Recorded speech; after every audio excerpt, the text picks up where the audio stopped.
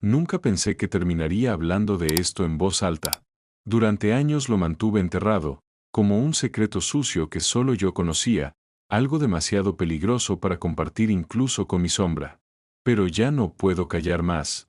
Quizás contarlo sea mi única forma de expiar lo que hice y lo que vi. Su nombre era Iván. Un chico que, a primera vista, parecía todo lo contrario a lo que realmente era. Delgado, con gafas gruesas que le agrandaban los ojos, el tipo de alumno que siempre estaba sentado en primera fila, tomando apuntes sin levantar la vista. El estereotipo de un cerebrito, siempre callado, siempre obediente, el favorito de los profesores, invisible para la mayoría de los demás. Nadie hubiera apostado un centavo a que ese muchacho se convertiría en uno de los narcotraficantes más temidos de nuestra ciudad. Nadie, excepto yo, porque lo vi con mis propios ojos. Recuerdo con claridad la primera vez que lo descubrí. Fue una tarde cualquiera, después de clases, en el laboratorio de química. Me había quedado un rato para terminar un trabajo, y al volver por mi cuaderno me topé con Iván solo en el salón. No estaba estudiando para un examen, ni limpiando material de laboratorio. Tenía una mochila distinta, una que nunca llevaba a clase. La abrió con cuidado y sacó frascos, polvos, pastillas, todo ordenado como si fuera un químico profesional. Lo que hacía no tenía nada que ver con un experimento escolar, estaba sintetizando algo. Me acerqué sin entender y él se sobresaltó, como si lo hubiera sorprendido en un crimen. Me dijo que era un proyecto personal, pero cuando vi su cuaderno negro, lleno de fórmulas, estructuras químicas y procedimientos detallados, comprendí que aquello no era un pasatiempo, estaba cocinando drogas. Me juró que era pura curiosidad científica, que nunca las vendería. En ese momento le creí, porque parecía demasiado frágil para algo así. Semanas después descubrí la verdad. Vi a un grupo de chicos mayores buscándolo en el estacionamiento. Le hablaban con respeto, casi con sumisión, y le entregaban sobres llenos de billetes. No podía creer lo que veía. El nerd del colegio era proveedor de drogas. Al principio pensé que era algo pequeño, un juego arriesgado, quizá vendiendo un par de pastillas en fiestas. Pero pronto entendí que Iván estaba construyendo un imperio silencioso. Sus conocimientos de química eran una mina de oro, y él lo sabía. Fabricaba pastillas y polvos con una pureza que los distribuidores adultos no podían igualar. Y lo hacía en el lugar más impensable, entre las paredes de nuestro colegio. Al principio yo solo era un espectador incómodo. Sabía demasiado, pero no quería meterme. Hasta que un día me invitó a acompañarlo a una entrega. Solo para que veas cómo es, me dijo. Yo, tonto, acepté. Esa noche lo vi entregar un paquete a un universitario en un estacionamiento vacío. El tipo llevaba una pistola al cinto, y sin embargo fue Iván quien mandaba en la conversación. Hablaba con una seguridad escalofriante, como si no existiera la posibilidad de que algo saliera mal. Esa fue la primera vez que comprendí que el nerd tímido de gafas había desaparecido. Con el tiempo, la transformación se hizo evidente. Iván empezó a vestirse mejor, con ropa cara que nunca explicaba de dónde salía. Llegaba en autos distintos, prestados o alquilados, siempre modelos recientes. Sus notas seguían siendo perfectas, pero ya no levantaba tanto la mano en clase. Su mente estaba en otro lugar, en otro negocio. Reclutó a compañeros, chicos aplicados, invisibles, que nadie sospecharía. Ellos distribuían pastillas en fiestas, transportaban sobres, hacían entregas rápidas en baños de bares universitarios. Era una red perfecta porque estaba oculta a plena vista. El dinero corrompe, y pronto Iván se volvió más frío, más calculador. Una vez me confesó que alguien del grupo había intentado robarle mercancía. Días después, ese chico desapareció. Oficialmente, se había mudado de ciudad. Extraoficialmente, Iván me dijo con calma que no se puede permitir la traición en este negocio. No dio detalles, pero yo entendí el mensaje, había sangre de por medio. Lo dijo sin odio, sin furia, con la tranquilidad de quien resuelve un problema matemático. Para él, la violencia era una variable más de la ecuación. Y funcionaba. Nadie lo desafiaba. Su reputación creció. En la calle lo llamaban con un alias que no repetiré. Decían que movía decenas de miles de dólares cada mes, que tenía contactos en universidades de otras ciudades, que incluso había policías en su nómina. Y mientras tanto, en la escuela seguía siendo el modelo perfecto, callado, aplicado, recogiendo diplomas frente a padres orgullosos y profesores ciegos. Pero yo sabía demasiado. Y eso me convirtió en un riesgo. Recuerdo la primera vez que la prensa habló de una muerte relacionada con drogas en la ciudad. Un joven apareció flotando en un río cercano. Oficialmente fue una sobredosis. Pero yo sabía que ese chico había tenido problemas con Iván semanas antes. Comprendí que la frontera entre su mundo y el mío se había borrado. Yo ya era cómplice, aunque no hubiera tocado un solo gramo. Con el tiempo, Iván comenzó a expandirse. Pasó de vender en fiestas a controlar el suministro en varios barrios. Sus ganancias eran absurdas, miles y miles de dólares escondidos en mochilas, enterrados en patios, guardados en casas de compañeros que ni entendían en qué estaban metidos. Y cada paso que daba lo volvía más cruel, más despiadado. Un día, después de clase, me llevó a una casa abandonada en las afueras. Dentro, en el suelo, había un muchacho atado y golpeado. Me explicó que había intentado estafarlo. Quiero que entiendas lo que significa la lealtad, me dijo. Luego, sin pestañear, le disparó en la cabeza. Yo me quedé helado. El sonido del disparo retumbó en mis oídos durante días. Esa noche vomité hasta quedarme vacío. Pero para Iván fue solo un trámite. Una lección que debía enseñarme. A partir de ahí ya no hubo vuelta atrás. Yo estaba dentro, aunque nunca lo quise. Me usaba para encubrir movimientos, para vigilar, para acompañarlo a reuniones. Nunca me pagó un centavo, mi recompensa era seguir con vida. Los meses se volvieron una espiral de paranoia. Veía a Iván cada vez más confiado, más poderoso, pero también más distante. Ya no era un estudiante, era un jefe. Tenía gente dispuesta a matar por él. Y cada tanto, uno de sus empleados desaparecía. Todos sabíamos lo que significaba, pero nadie se atrevía a decirlo en voz alta. Mientras tanto, la policía parecía ciega. O peor aún, comprada. Hubo redadas que nunca se concretaron, investigaciones que se desvanecieron sin motivo. Iván tenía protección, de eso no cabía duda. Lo que más me aterra, incluso ahora, es la frialdad con la que podía pasar de resolver un problema de álgebra a ordenar la muerte de alguien.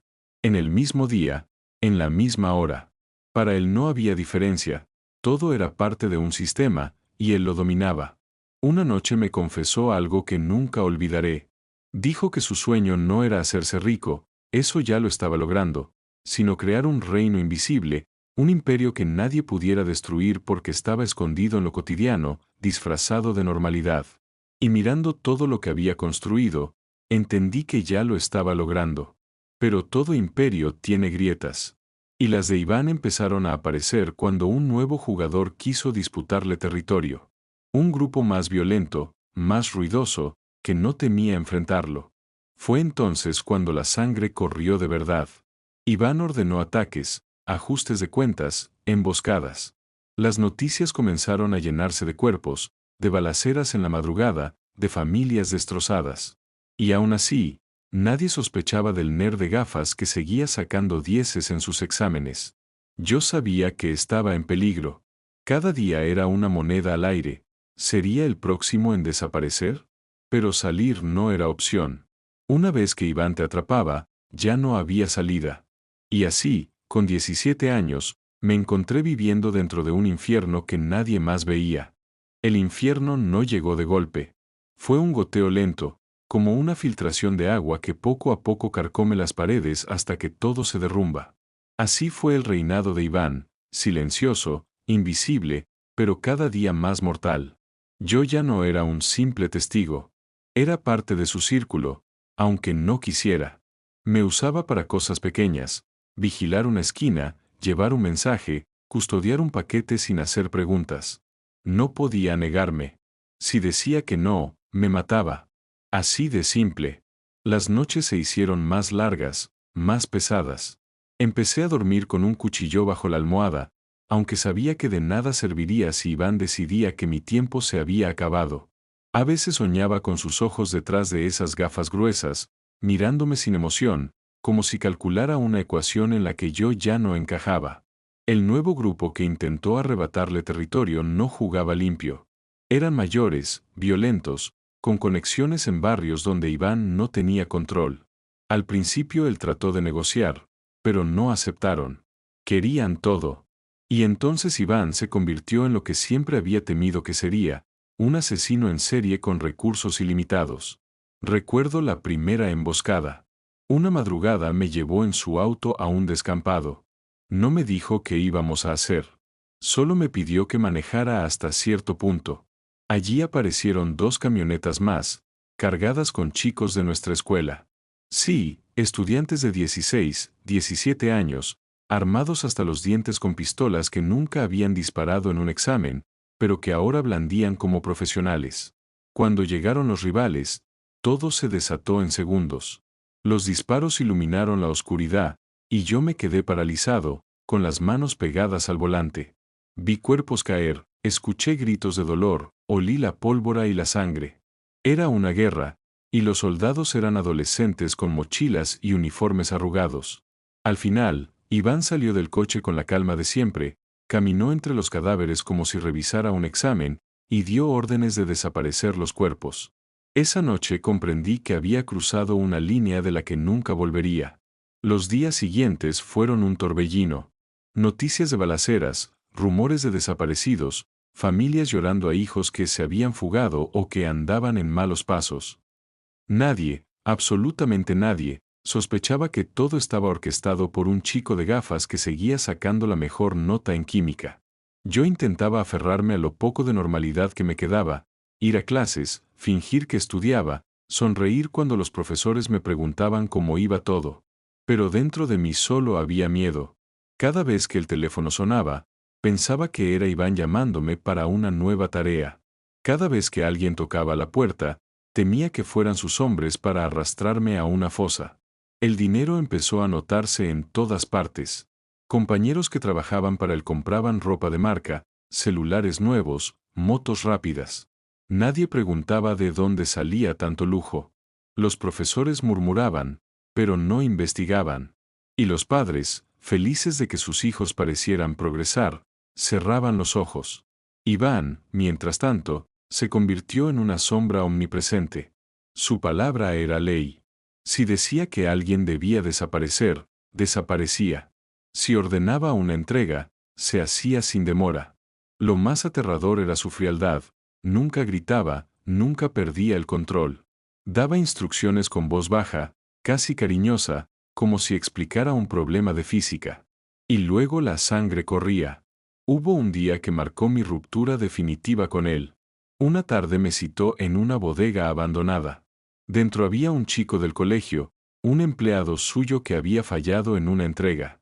Iván me puso un arma en la mano y me dijo, hazlo tú.